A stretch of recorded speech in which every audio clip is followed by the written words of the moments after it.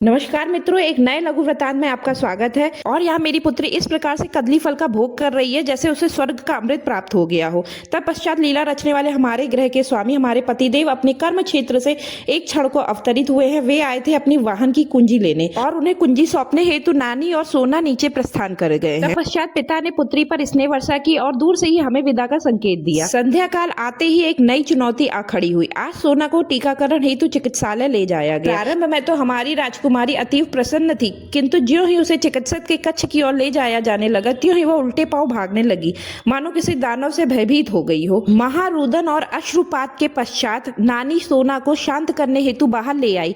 तब तक मैंने शुल्क का भुगतान किया और बाहर आकर देखा तो क्या, हमारी सोना अपनी जैकेट में हाथ डाले बड़े ही अद्भुत अंदाज में हंस रही थी, मानो अभी अभी कोई बड़ा युद्ध जीत कर आई हो। फिर तो क्या, पूरे मार्ग सोना अपनी इसी मुद्रा का प्रदर्शन करते हुए आई है। इसके पश्चात सोना ने अपने लघु भुजदंडों द्वारा इस विशाल कपट को स्थिर कर दिया और घर आकर अपने पिता को भी इसी अनोखी मुद्रा में दर्शन दिए।